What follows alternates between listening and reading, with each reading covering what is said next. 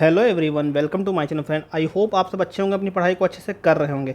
तो आज के वीडियो में हम लोग देखने वाले हैं नर्सिंग ऑफिसर के लिए इंपॉर्टेंट क्वेश्चन देखने वाले हैं। तो फ्रेंड, ये वीडियो उन सभी के लिए इंपॉर्टेंट रहने वाले हैं जो अभी एग्ज़ाम देने वाले हैं SGPGI का, साथ ही DSSB के थ्रू जो नर्सिंग ऑफिसर की वैकेंसी आई थी, और या NVS के थ्रू जो भी वैकेंसी आई थी नर्सिंग ऑफिसर की, या जो अभी UPSC के थ्रू जो आई थी, इन सभी के लिए इंपॉर्टेंट रहने वाला है। साथ ही साथ जो इंडिया में कोई भी नर्सिंग एग्ज़ाम होने वाला है, इन सभी के लिए इंपॉर्टेंट रहने वाला है। और फ्रेंड, अगर आप लोग ये वीडियो देख रहे हैं फर्स्ट टाइम, तो इससे पहले एक वीडियो डाला जा चुका है, आप लोग उसको भी देख सकते हैं, अपना रिवीजन कर सकते हैं। और इस वीडियो में जो क्वेश्चन होंगे 30 क्वेश्चन होंगे जो आपके एग्जाम के काफ़ी इंपॉर्टेंट रहने वाले हैं। तो देर ना करते हुए देखते हैं आज की वीडियो में कौन कौन से क्वेश्चन हैं। तो जो फर्स्ट क्वेश्चन अपना है, following इलेक्ट्रोकॉन्वल्सिव therapy the patient should be carefully observe. तो इलेक्ट्रिक कॉन्वल्सिव थेरेपी जिस पेशेंट को दी जाती है, उसमें क्या ऑब्जर्व करना जो है इंपॉर्टेंट है। तो इसका जो करेक्ट ऑप्शन हो जाएगा, इसका ऑप्शन थर्ड करेक्ट हो जाएगा। इसमें जो ऑब्जर्व करना इंपॉर्टेंट है, रेस्पिरेटरी डिफिकल्टीज पेशेंट को हो सकती है, ये ऑब्जर्व करना इंपॉर्टेंट है। तो इसके बारे में देखते हैं जो इलेक्ट्रिक कॉन्वल्सिव थेरेपी होती है ये क्या होती है, इसके बारे में देखते हैं। तो जो इलेक्ट्रिक कॉन्वल्सिव थेरेपी होती है, electric convulsive therapy treatment the involve sending the electric current. इसमें इलेक्ट्रिक करंट का प्रयोग करते हैं, और ये जो है इसके थ्रू जो है ब्रेन की जांच की जाती है कि जो ब्रेन में क्या प्रॉब्लम है, या उसका जो उसको ब्रेन के जो प्रॉब्लम है उसको डिटेक्ट किया जाता है, साथ ही साथ उसका जो है क्योर किया जाता है सिग्नल इलेक्ट्रिक करंट भेज करके। जिस पेशेंट को मेंटल हेल्थ प्रॉब्लम होती है उसमें ये किया जाता है। आगे देखते हैं। तो इस थेरेपी को जो फर्स्ट टाइम इंट्रोड्यूस किया गया था, इसको जो इंट्रोड्यूस करने वाले जो साइंटिस्ट थे, बिनी एंड शार्लेट जो है ये साइंटिस्ट थे, और इन्होंने जो है 1938 में इसकी खोज की थी। और इसको जो प्रयोग में लेना स्टार्ट कर दिया गया, इसको 1980 से जो है इसको जो है साइकेट्रिक ट्रीटमेंट के लिए इसका प्रयोग किया जाने लगा।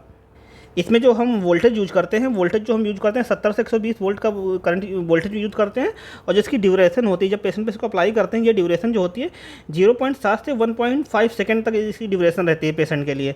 और जो इसका फ्रीक्वेंसी जो इसमें होती है 3 times as per the indicate, मतलब पेशेंट को जितनी रिक्वायरमेंट होती है इस हिसाब से इसको प्रयोग करते हैं।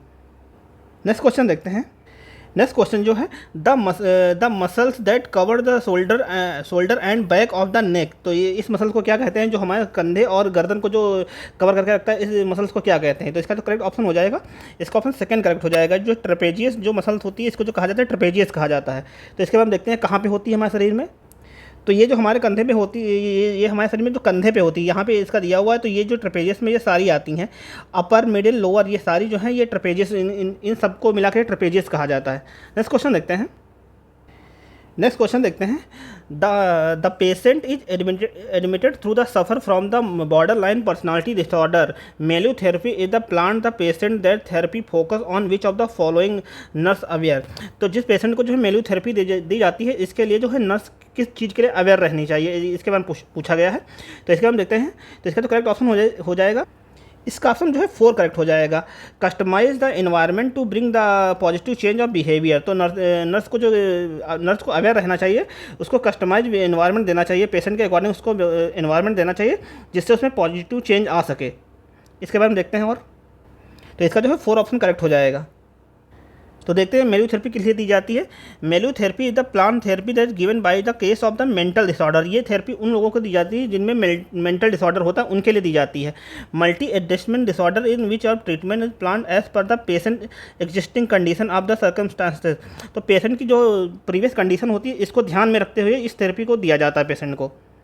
साथ ही साथ इस थेरेपी में जो इन्वॉल्वमेंट होता है, जो modification of existing environment, patient के जो जहाँ पे है वहाँ का इन्वायरमेंट जो बदल करके उसको इन्वायरमेंट को बेटर करके भी पेशेंट को में पॉजिटिव चेंज दिए जा सकते हैं, ये भी बताया गया है। नेक्स्ट क्वेश्चन देखते हैं। नेक्स्ट क्वेश्चन जो हमारा है, which numerator is use to compounding the crude death rate. तो जो कौन सा इसमें न्यूमरेटर यूज किया जाता है क्रूड डेथ रेट के लिए। तो इसका ऑप्शन जो करेक्ट हो जाएगा, option second, number of death during the year, इसका प्रयोग किया जाता है। तो number of the death during the year, ये न्यूमरेटर का यूज किया जाता है क्रूड डेथ रेट जानने के लिए। तो इसके बाद और देखते हैं। तो देखते हैं इसको कैसे कैलकुलेट किया जाता है। तो क्रूड डेथ रेट का जो यहाँ क्रूड डेथ रेट जो है, ये indicate the number of the death as per the 1000 mid year of the population. तो इस तरीके से इसको कैलकुलेट किया जाता है। तो यहाँ पे जो है CDR, ये जो CDR इसको शॉर्टकट में कहा जाता है, क्रूड डेथ रेट इसको कहा जाता है। तो इसका जो फार्मूला है CDR is equal to D × K divided by P। तो ये इसका फार्मूला हो जाएगा। तो यहाँ ये जो टर्मोलॉजी है डी क्या है के क्या है इसके बारे में देखते हैं। तो डी जो है total number of the death registered during the calendar year. तो टोटल नंबर ऑफ डेथ जो होती है तो जो रजिस्टर्ड की जाती है एक वर्ष में, इसके बारे में यहाँ पे लिखा जाएगा। साथ ही साथ जो पी है जो total mid year estimate population of the total population of the middle of the year. तो ये जो है ये पी इंडिकेट करता है। साथ ही साथ जो यहाँ पे के है, के जो कांस्टेंट की तरह यूज किया गया है, के कांस्टेंट यूजुअली टेकन एज 1000। तो के जो है कांस्टेंट की तरह यूज किया गया है। तो ये जो क्रूड डेथ रेट का जो फार्मूला है ये है काफ़ी इंपॉर्टेंट, कभी कभी आपसे फार्मूला भी पूछा जा सकता है। तो ये जो फार्मूला हो जाएगा C D R equal to D into K divided by P. Next question देखते हैं। नेक्स्ट क्वेश्चन जो है it is better to count the pulse rate when it the irregular. तो इसमें जो पूछा गया है कि पल्स रेट के लिए क्या जो बेटर है जब पल्स इनरेगुलर हो, तो इसके लिए क्या इसका क्या करेक्ट ऑप्शन हो जाएगा। तो इसका जो करेक्ट ऑप्शन हो जाएगा ऑप्शन सेकंड करेक्ट हो जाएगा, epistle pulse for the full minute. तो ये इसका करेक्ट ऑप्शन हो जाएगा ऑप्शन सेकंड। तो इसके बाद हम देखते हैं। तो apical pulse the pulse located on the left side of the chest just below the nipples. तो ये जो यहाँ से देखा जाता है apical pulse rate the taken from the full minutes to the ensure the accuracy. तो इसको जो फुल फुल मिनट के लिए काउंट किया जाता है जिससे एक्यूरेसी पता लगाई जा सके कि जो पल्स की एक्यूरेसी क्या है, इसके लिए इसका प्रयोग किया जाता है। तो इसका जो पर्पस क्या था, पर्पस जो होता है एपिसल पल्स एस्टिमेट का, इसका पर्पस क्या है इसके बारे में देखते हैं। तो इसका जो पर्पस होता है to obtain the heart rate and newborn. तो न्यू बॉर्न की हार्ट रेट जानने के लिए किया जाता है। साथ ही साथ infant and adult with irregular pulse. तो ये इन्फेंट में भी इसका प्रयोग किया जाता है, एडल्ट में भी इसका प्रयोग किया जाता है जिनमें इनरेगुलर पल्स होती है, इसका रेट जानने के लिए इसको किया जाता है। और इसमें साथ ही साथ to identify whether the pulse rate with in the normal range. तो इसमें इससे ये भी पता चल जाता है कि पल्स रेट जो है नॉर्मल कंडीशन में है या अब नॉर्मल कंडीशन में है। तो ये सारा जो है किया जाता है ये एपिसल पल्स के द्वारा किया जाता है। नेक्स्ट क्वेश्चन देखते हैं। नेक्स्ट क्वेश्चन जो है the most common causes of the acute bacterial meningitis that the age group of the 6 month to 5 year which has been the virtually eradicated by the effective vaccination। तो effective vaccination से जो है क्या मतलब किसको avoid किया जाता है, किसको मिटाया जा सकता है। तो इसके बारे में पूछा गया है जब एज ग्रुप जो होती है 6 माह से 5 साल तक की होती है। तो इसका करेक्ट ऑप्शन हो जाएगा ऑप्शन फर्स्ट करेक्ट हो जाएगा। हीमोफीलिया इन्फ्लुएंजा टाइप बी जो होता है इसको जो है वैक्सीनेशन के थ्रू जो है इसको क्योर किया जा सकता है। तो इसका करेक्ट ऑप्शन हो जाएगा ऑप्शन फर्स्ट। तो इसके बाद हम देखते हैं। तो haemophilus influenza type B has been virtually eradicated by the effective vaccination. तो इसको इफेक्टिव वैक्सीनेशन के द्वारा जो है मिटाया जा सकता है। नेक्स्ट क्वेश्चन देखते हैं। नेक्स्ट क्वेश्चन जो है which of the following nurse advise is the most important for female patient who take lithium for manic episode. तो जो पेशेंट जो लिथियम को लिया होता है उसके लिए जो नर्स की एडवाइस क्या होनी चाहिए। तो इसका जो करेक्ट ऑप्शन हो जाएगा इसका ऑप्शन फर्स्ट करेक्ट हो जाएगा। जो एडवाइस होनी चाहिए she will need to maintain the hydrate to avoid the lithium toxicity. तो जो पेशेंट को जो है डिहाइड्रेशन नहीं होना चाहिए, पेशेंट जो है हाइड्रेटेड होना चाहिए जिसकी हाइड्रेटेड की वजह से जो है लिथियम की टॉक्सिसिटी को अवॉइड किया जा सकता है। तो इसका ऑप्शन जो है फर्स्ट करेक्ट हो जाएगा। तो इसके बारे में देखते हैं। Lithium is also as a anti manic. तो ये लिथियम जो होता है एंटी मैनिक की तरह काम करता है। तो एंटी मैनिक क्या होता है इसके बारे में देखते हैं। It is use for the mental illness. तो इसको यूज जो किया जाता है मेंटल इलनेस के लिए यूज किया जाता है including bipolar disorder, depression and the schizophrenia. तो इस सब के लिए जो बाइपोलर डिसऑर्डर या डिप्रेशन इन सब के लिए जो है लिथियम का यूज किया जाता है। It is class of the mood stabiliser. तो इसको जो क्लासीफाइज किया गया है कि मूड को स्टेबलाइजर के लिए इसका प्रयोग किया जाता है। साथ ही साथ इसकी जो थेरेप्यूटिक रेंज होती है लिथियम की जो थेरेप्यूटिक रेंज जो होती है ये 0.6 से 1.2 होती है। तो इसकी थेरेप्यूटिक रेंज। तो इस केस में the nurse should be advise to female patient who take lithium to manic episode to maintain the hydration to avoid to lithium toxicity. तो उसको जो है पेशेंट को जो हाइड्रेटेड रहना इंपॉर्टेंट है जिसके जो है लिथियम की टॉक्सिसिटी को अवॉइड किया जा सके। नेक्स्ट क्वेश्चन देखते हैं। नेक्स्ट क्वेश्चन है what is the colour coding for the bag use to hospital to dispose of the human anatomical waste. तो ह्यूमन का एनाटॉमिकल वेस्ट के लिए जो है कौन सा बैग यूज किया जाता है हॉस्पिटल में। तो इसका जो करेक्ट ऑप्शन हो जाएगा इसका ऑप्शन करेक्ट हो जाएगा ऑप्शन 4 करेक्ट हो जाएगा। इसके लिए जो बैग यूज किया जाता है ये येलो बैग यूज किया जाता है। तो इसके बारे में देखते हैं। तो येलो में जो हम येलो बैग का जो यूज करते हैं, it consist of the human tissue of body part, तो इन सबको जो है येलो बैग में डाला जाता है। और रेड बैग में जो डाला जाता है ये कंटेमिनेटेड वेस्ट जो इनको रिसाइकिल किया जा सकता है, इनको डाला जाता है रेड में। तो ये सारा वेस्ट जो है इसको जो है रिसाइकिल किया जा सकता है, जैसे जैसे disposable items such as tube bottles, इन सबको जो है रिसाइकिल किया जा सकता है। तो इन सबको जो डाला जाता है रेड में डाला जाता है। आगे देखते हैं। आगे जो ब्लू और वाइट में जो डाला जाता है, ये जो डाला blue plastic bag consist of the contaminated glass, white bag consist of the sharp waste including the metal. तो जो ब्लू में जो डाला जाता है, ब्लू में जो डाला जाता है प्लास्टिक वेस्ट डाला जाता है। साथ ही साथ जो वाइट होता है, वाइट में जो डाला जाता है इस चीज़ को डाला जाए जिनकी शार्प एज होती है, जैसे मेटल के आइटम हो गए या जो भी जो ब्लेड टाइप का होगा, इन सबको जो वाइट में डाला जाता है। और जो ब्लैक में डाला जाता है, ब्लैक में डाला जाता है mostly consist of the household waste of the garbage. तो ब्लैक में जो है हाउस होल्ड में जो घर में जो कूड़ा कचरा होता है, इसको जो है ब्लैक में डाला जाता है, जो ब्लैक बैग होता है। नेक्स्ट क्वेश्चन देखते हैं। नेक्स्ट क्वेश्चन जो है एक्सेसिव हीमोलाइसिस में B result in the accumulation of the which substance in body.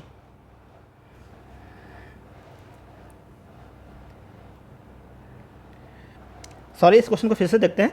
Excessive haemolysis में भी result in the accumulation of which substance in the body. तो एक्सेसिव हीमोलाइसिस की वजह से जो हमारी बॉडी में कौन सा सब्सटेंस जो होता है अकोमुलेट होने लगता है, इसके बारे में पूछा गया है। तो वो जो सब्सटेंस है अकोमुलेट होने लगता है, ये होने लगता है ऑप्शन थर्ड बिलिरुबिन जो होता है, ये एक्सेसिव हीमोलाइसिस की वजह से हमारी बॉडी में अकोमुलेट होने लगता है। तो इसके बारे में और देखते हैं। तो जो बिलिरुबिन होता है, इसी की वजह से हमारे हमको जो शरीर में जॉइंटिस की होती है। तो इसके बारे में देखते हैं। The red blood cells which are the damage और the cell which have completed their life cycle migrate the liver cells and destroy and broken down from the bile pigment is called the bilirubin. तो जो जब red blood cell अपना जो time period पूरा कर लेती हैं, उसके बाद जब ये माइग्रेट होकर के लीवर में जाती हैं, वहाँ डिस्ट्रॉय हो जाती है, डैमेज हो जाती हैं।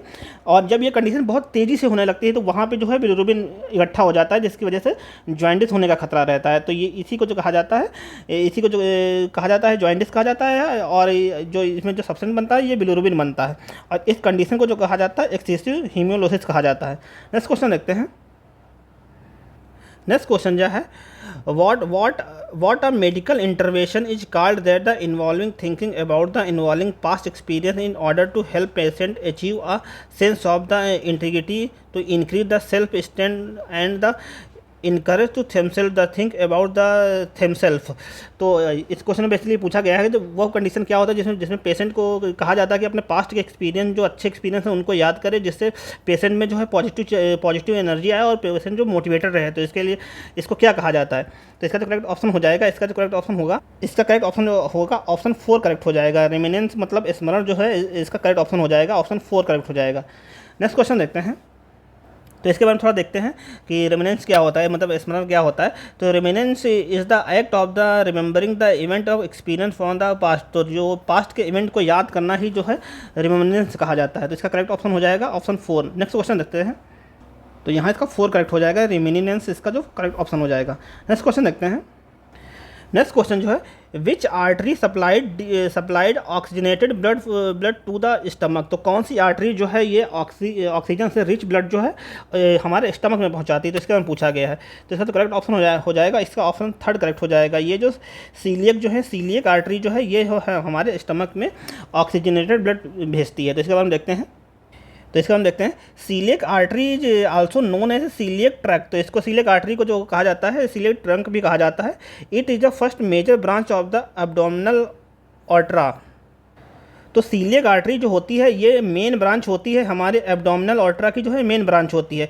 It supplied oxygenated blood to the stomach, abdominal, oesophagus and spleen and the liver. तो ये जो है हमारे जो शरीर में स्टमक हो गया, एब्डोमिनल, इसोफेगस और स्प्लीन, इन सब में जो है ऑक्सीजनेटेड ब्लड पहुँचाती है। ये जो इसका पहुँचाने का जो कार्य होता है ये सीलियक आर्टरी का होता है। नेक्स्ट क्वेश्चन देखते हैं। नेक्स्ट क्वेश्चन जो देखते हैं, इन an inborn error of the metabolism that causes a premature destruction of RBC। तो RBC का प्रीमेच्योर डिस्ट्रक्शन होता है, ये किस वजह से होता है इसके बारे में पूछा गया। तो इसका तो करेक्ट ऑप्शन हो जाएगा, इसका ऑप्शन करेक्ट हो जाएगा ऑप्शन 2 G6PD जो है इसकी वजह से जो होता है प्रीमेच्योर डिस्ट्रक्शन हो जाता है RBC का। तो इसके बारे में देखते हैं। तो ये जो G6PD डिफिशियंसी ये क्या है, इसके बारे में देखते हैं। आल्सो कॉल्ड ग्लूकोज 6 फास्फोरेट और डिहाइड्रोजन जो है, ये इसको कहा जाता है D6PD डिफिशियंसी को। In an deficiency red blood cells break down in response to the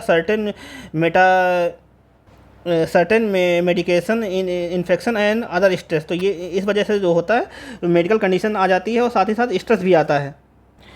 it is a inherited disease and it links x linked. तो इसका जो है ये एक इनहेरिटेड डिजीज है और इसका जो लिंक होता है एक्स लिंक से इसका लिंक होता है। This disease is the characterise by the haemolytic anaemia caused by the inability of detoxify the oxygenated agent. तो ये इसकी वजह से होता है।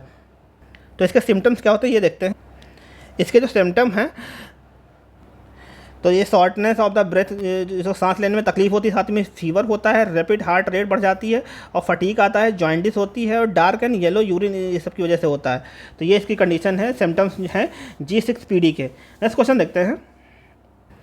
नेक्स्ट क्वेश्चन जो है, vivid dreaming occur in which stage of the sleep. तो विविड ड्रीमिंग जो होती है ये कौन सी कंडीशन, कौन सी स्टेज पे होती है सोने के, तो इसके बारे में पूछा गया है। तो इसका जो करेक्ट ऑप्शन हो जाएगा, इसका ऑप्शन जो है थर्ड करेक्ट हो जाएगा। ये जो होता है REM स्टेज पे होती है। तो पहले देखते हैं REM क्या होता है, इसके बारे में देखते हैं, और जो हमारी स्लीप की जो कौन कौन सी स्टेज होती है इसके बारे में देखते हैं क्वेश्चन में। तो देखते हैं, जो विविड ड्रीमिंग होता है, vivid dream are the intense dream that the linger to the mind and the feel similar to the real life and real life memories. तो इसमें जो विविड ड्रीमिंग होती है, इसमें जो पेशेंट जब सोता है तो सोने पर जो सपने देखता है उसको लगता है कि ये रियल लाइफ, मतलब ऐसा लगता है कि वो मतलब जागते हुए जो रियल लाइफ में फील करता है उस तरीके की कंडीशन आ जाती है। और इस कंडीशन में जो पेशेंट की आंखें हैं वो आंखों का मूवमेंट बना रहता है। तो ये जो आंखों का मूवमेंट इसका जो बना रहता है, यहाँ पे जो REM जो साइकिल है, REM साइकिल का इसका मतलब होता है रैपिड आई मूवमेंट साइकिल। तो इसमें जो आंखों का मूवमेंट कंटिन्यू चलता रहता है, जो पेशेंट सोता है और उसके आंखों का मूवमेंट कंटिन्यू चलता रहता है। तो जो सोने की जो स्टेज होती है, सोने की 4 स्टेज होती हैं, जो यहाँ पे दी हुई सोने की जो 4 स्टेज होती हैं। तो पहली स्टेज जो है NREM, तो ये जो है, तो इसको जो कहा जाता है non rapid eye movement stage, इसको कहा जाता है। तो इस स्टेज में जो है कहा जाता है, इस स्टेज के बारे में देखते हैं।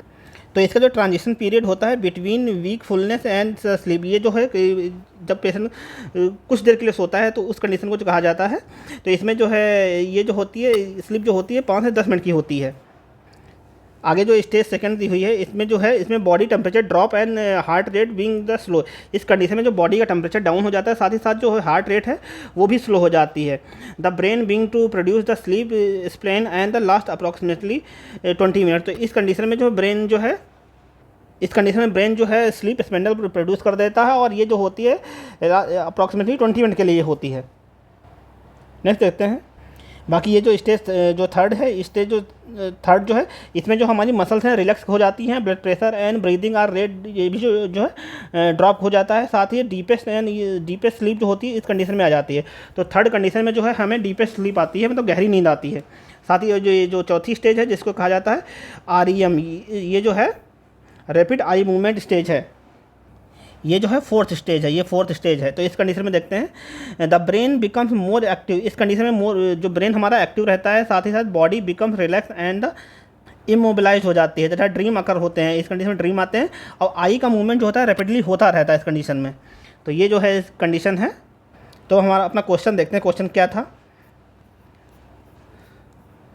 तो जो vivid dreaming occurs in which stage of the sleep, तो इसका जो करेक्ट ऑप्शन हो जाएगा, इसका ऑप्शन जो है थर्ड करेक्ट हो जाएगा। नेक्स्ट क्वेश्चन देखते हैं। नेक्स्ट क्वेश्चन जो है haemophilia B is the deficiency of. तो हीमोफीलिया जो बी है ये किसकी डिफिशियंसी की वजह से होती है। तो ये जो डिफिशियंसी जो हमारे शरीर में जो फैक्टर 9 जो है इसकी डिफिशियंसी की वजह से जो है हीमोफीलिया बी हो जाता है। तो इसके बारे में देखते हैं। Haemophilia is a group of the bleeding disorder, blood clotted factor are the needed to stop the bleeding. तो ये हीमोफीलिया जो कंडीशन होती है, ये जो कंडीशन होती है ब्लड की ब्लीडिंग डिसऑर्डर की वजह से होती है, मतलब खून के थक्के के जमने के का डिसऑर्डर है। और इस कंडीशन में जो हमारा जो खून का थक्का जो जमना जो है, ब्लीडिंग जो है बंद हो जाती है, खून के थक्के का जमना की कंडीशन जो बंद हो जाती है। तो इसके बारे में देखते हैं। द मोस्ट कॉमन टाइप जो होता है हीमोफीलिया ए जो होता है ये क्लासिकल हीमोफीलिया कहा जाता है। हीमोफीलिया ए को क्लासिकल हीमोफीलिया कहा जाता है। और ये जो होता है causes by the two little और नो फैक्टर फैक्टर 8 जो हमारे ब्लड में जो है, जो फैक्टर 8 होता है, ये या तो कम होता है या तो ना के बराबर होता है। इसकी वजह से जो है हीमोफीलिया ए हो जाता है। और आगे देखते हैं जो हीमोफीलिया बी जो है, हीमोफीलिया बी जो है इसको जो कहा जाता है क्रिसमस फैक्टर या क्रिसमस डिजीज़ इसको कहा जाता है। इस कंडीशन में जो है, ये कंडीशन जो मेल में ज़्यादा होती है, और इस कंडीशन में जो है जो फैक्टर 9 है, फैक्टर 9 या तो होता नहीं है या तो जो होता है तो बहुत कम होता है। इस कंडीशन में फैक्टर 9 जो हीमोफीलिया बी कंडीशन होती है। नेक्स्ट क्वेश्चन देखते हैं। नेक्स्ट क्वेश्चन जो है, in the tuberculin test the area of the induration is measured after. तो जो ट्यूबरकुलिन टेस्ट होता है इसको जो इसको जो मेजर किया जाता है, कितने कितने टाइम में इसको मेजर किया जाता है। तो इसका जो करेक्ट ऑप्शन हो जाएगा, ऑप्शन फर्स्ट, इसका जो करेक्ट ऑप्शन हो जाएगा 48 से 72 घंटे में इसको मेजर किया जाता है। नेक्स्ट क्वेश्चन देखते हैं। नेक्स्ट क्वेश्चन जो है, the last product of the process of the blood coagulate. तो खून के जमने में जो लास्ट प्रोडक्ट जो बनता है इसके बारे में पूछा गया है। The last product of the blood coagulant, तो इसका जो करेक्ट ऑप्शन हो जाएगा, इसका ऑप्शन थर्ड करेक्ट हो जाएगा। जो फाइब्रिन है ये जो है लास्ट प्रोडक्ट बनता है। जो ब्लड हमारा जो ब्लड की क्लॉटिंग होती है तो उस कंडीशन में जो लास्ट प्रोडक्ट बनता है वो फाइब्रिन बनता है। नेक्स्ट क्वेश्चन जो है, in mild hypothermia the temperature range. जो माइल्ड हाइपोथर्मिया होती है, इस कंडीशन में जो बॉडी के टेम्परेचर की जो रेंज होती है वो उसके बारे में पूछा गया है। तो इस कंडीशन में जो टेम्परेचर की रेंज होती है, इसका ऑप्शन जो है फर्स्ट करेक्ट हो जाएगा। जो टेम्परेचर का रेंज होगा 36.5 से 36 डिग्री सेल्सियस जो बॉडी का टेम्परेचर हो जाता है। तो इसके बारे में देखते हैं हाइपोथर्मिया और हाइपरथर्मिया क्या होता है, इसके बारे में देखते हैं। तो यहाँ पे जो दिया हुआ जो हाइपरथर्मिया होता है, हाइपरथर्मिया में जो हमारी बॉडी का टेम्परेचर जो है ये टेम्परेचर बढ़ जाता है। तो ये जो टेम्परेचर बढ़ता है ये 37.5 से 38.3 डिग्री सेल्सियस हो जाता है। इसको फ़ारेनहाइट में अगर देखा जाए तो 99.5 से 100.9 डिग्री फ़ारेनहाइट हो जाता है।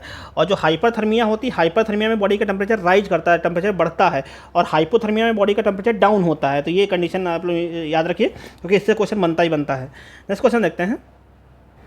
नेक्स्ट क्वेश्चन जो है, the collapse of the alveoli prevent by. तो जो एल्वेलाई का जो कोलैप्स होता है जो फेफड़ों में, तो इसको जो प्रिवेंट करने के लिए क्या होता है, तो इसके बारे में पूछा गया है। जो एल्वेलाई का जो कोलैप्स होता है हमारे फेफड़ों में, तो इसको कौन प्रिवेंट करता है, इसके बारे में पूछा गया है। तो इसका जो ऑप्शन 4 करेक्ट हो जाएगा। जो सर्फेक्टेंस जो है ये जो है एल्वेलाई के कोलैप्स होने को बचाता है। तो इसका ऑप्शन जो 4 करेक्ट हो जाएगा। तो जो सर्फेक्टेंट जो है ये जो है एल्वेलाई का कोलैप्स होने से बचाता है। नेक्स्ट क्वेश्चन देखते हैं। नेक्स्ट क्वेश्चन जो है, accidentally haemo haemorrhage is also known है। तो एक्सीडेंटली जो हेमो हेमरेज जो होता है इसको क्या कहा जाता है, तो इसको जो इसका करेक्ट ऑप्शन हो जाएगा, इसको जो कहा जाता है एब्रॉप्शन ऑफ द प्लेसेंटा इसको कहा जाता है। तो इसका ऑप्शन जो है सेकंड करेक्ट हो जाएगा। इसको जो है एब्रॉप्शन ऑफ द प्लेसेंटा कहा जाता है। तो accidentally haemorrhage is also known as abruption of placenta इसको कहा जाता है। इसका ऑप्शन सेकंड करेक्ट हो जाएगा। नेक्स्ट क्वेश्चन देखते हैं। नेक्स्ट क्वेश्चन जो है, the constant presence of the disease और an infection agent with in the given geographical area of population group is called. तो बेसिकली इस क्वेश्चन में जो पूछा गया है कि कोई डिजीज जो है एक जियोग्राफिकल एरिया, एक निश्चित एरिया में रहती है या कोई निश्चित पॉपुलेशन में रहती है, उसको क्या कहा जाता है। तो इसका जो करेक्ट ऑप्शन हो जाएगा, इसको जो कहा जाता है इंडेमिक इसको कहा जाता है। तो इसका ऑप्शन जो फर्स्ट करेक्ट हो जाएगा। तो इस क्वेश्चन में ये देखते हैं कि इंडेमिक क्या होता है, पेंडेमिक क्या होता है, एपिडेमिक क्या होता है, इन सब के बारे में देखते हैं कि क्या क्या होता है। तो इसके बारे में देखते हैं। बाकी इस क्वेश्चन का जो करेक्ट ऑप्शन हो जाएगा, ऑप्शन फर्स्ट करेक्ट हो जाएगा। तो जैसा कि क्वेश्चन में बताया जो पूछा गया, तो इंडेमिक के बारे में उसमें पूछा गया था। तो इंडेमिक जो होता है constant presence of the disease with in the particular region और the community without the imposition of the outside. तो ये इसको जो कहा जाता है इंडेमिक कहा जाता है। इंडेमिक में जो डिजीज़ होती है किसी पर्टिकुलर एरिया में होती है और इसका जो है आउटसाइड जो है इन्फेक्शन नहीं होता है, तो इसको जो कहा जाता है इंडेमिक कहा जाता है। और एपिडेमिक जो होता है sudden increase the number of the cases of disease above what is the normally expected the population area. तो इस कंडीशन को जो कहा जाता है एपिडेमिक कहा जाता है। एपिडेमिक में जो है कोई भी बीमारी या कोई भी जो समस्या है वो एक ही जगह पे एक नॉर्मल कंडीशन, नॉर्मल जो वैल्यू होती है इससे ज़्यादा जो हो जाती है, तो उस बीमारी या उस कंडीशन को जो कहा जाता है एपिडेमिक कह दिया जाता है, जैसा कि यहाँ पर दिखाया गया है। आगे जो देखते हैं।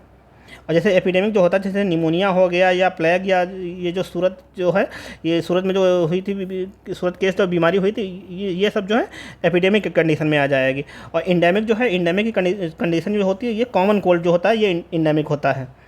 अब जो पेंडेमिक होता है इसके बारे में देखते हैं। जो पेंडेमिक जिसको कहा जाता है, पेंडेमिक जो होता है इस कंडीशन में जो एपिडेमिक जो होता है, an epidemic that has be spread over the several countries and the continents usually the affected and the longer number of the people.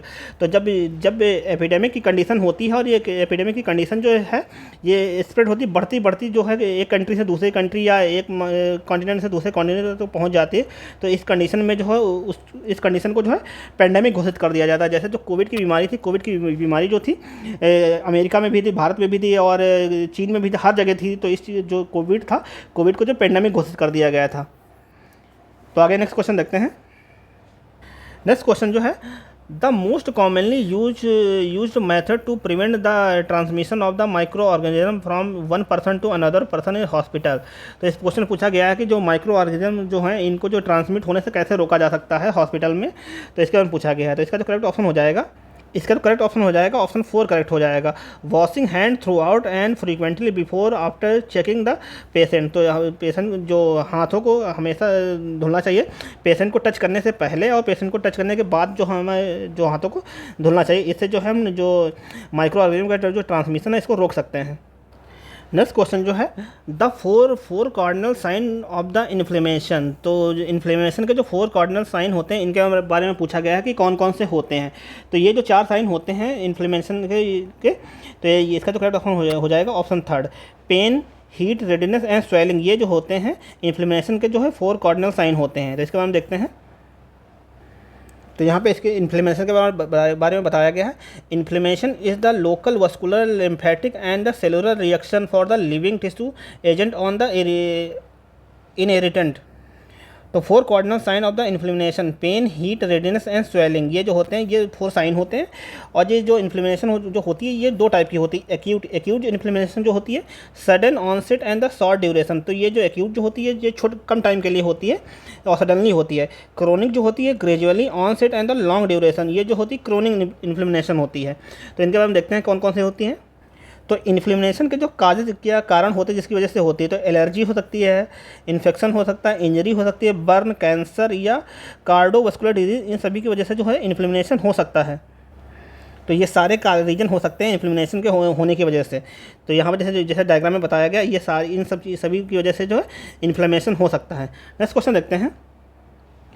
Next question जो है in which year was the pulse polio immunisation programme launch in India. तो India में जो pulse polio programme जो है कब launch किया गया था इसके बारे में पूछा गया है।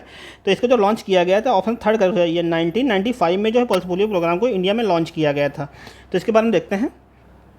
तो इसके बाद देखते हैं इंडिया जो पहला कंट्री बना था, जो फर्स्ट कंट्री जो बना था, जो जिसने जो इंट्रोड्यूस किया था fractional dose of the inactive polio virus जो है वैक्सीन को इंट्रोड्यूस करने वाला इंडिया जो पहला कंट्री बना था, जिसमें जो है हमने जो पोलियो की ड्रॉप में जो इनएक्टिव पोलियो वायरस को जो दिया था। India roll out this programme जो पल्स पोलियो, जो इस प्रोग्राम का नाम था, इसको पल्स पोलियो नाम दिया गया था। और इसको जो शुरू किया गया था पल्स पोलियो प्रोग्राम को 2 अक्टूबर 1995 में शुरू किया गया था। और अभी जो है इंडिया को जो पोलियो मुक्त भी कर दिया गया है। तो ये इसको जो पोलियो फ्री जो किया गया है ये 27 मार्च 2014 को जो है इंडिया को जो है पोलियो फ्री भी डिक्लेयर कर दिया गया है। तो ये भी काफ़ी इंपॉर्टेंट है कि इंडिया को जो पोलियो फ्री कब किया गया है, तो ये 27 मार्च 2014 को जो पोलियो फ्री कर दिया गया है। और जो आखिरी केस देखा गया था, जो पोलियो का जो आखिरी जो केस था ये हावड़ा वेस्ट बंगाल में जो देखा गया था, ये 13 जनवरी 2011 को देखा गया था। और यहाँ पे जो है इंडिया में जो ये प्रोग्राम 2 अक्टूबर 1995 में शुरू किया गया था, लेकिन जो WHO के द्वारा इस प्रोग्राम को जो पल्स पोलियो प्रोग्राम को जो लॉन्च किया गया था, ये किया गया 1985 में लॉन्च कर दिया गया था। 1985 में WHO ने इसको शुरू किया था और 10 साल के बाद इंडिया ने इसको अडॉप्ट कर लिया था। नेक्स्ट क्वेश्चन देखते हैं।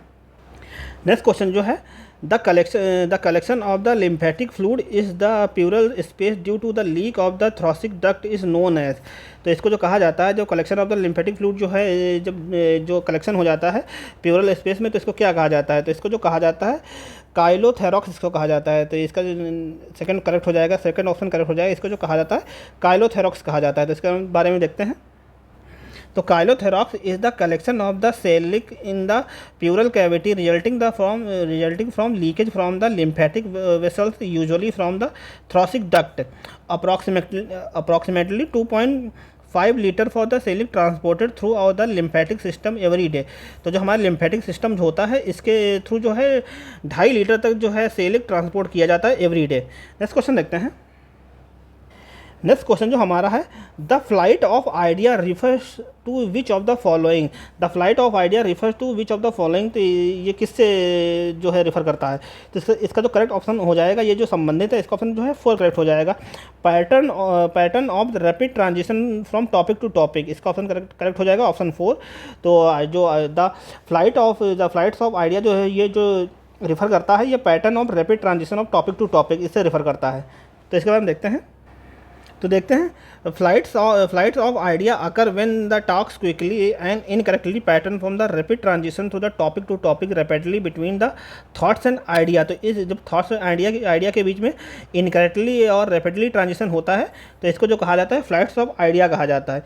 Flights of idea is not a medical condition, it's self of the symptoms that can be occur as the part of mania and the psychosis and the some neurodevelopment condition। तो ये जो condition होती है, ये जो neuro development की condition होती है फ्लाइट्स आइडिया की, और इसको जो कहा जाता है मेनिया भी कहा जाता है। नेक्स्ट क्वेश्चन देखते हैं।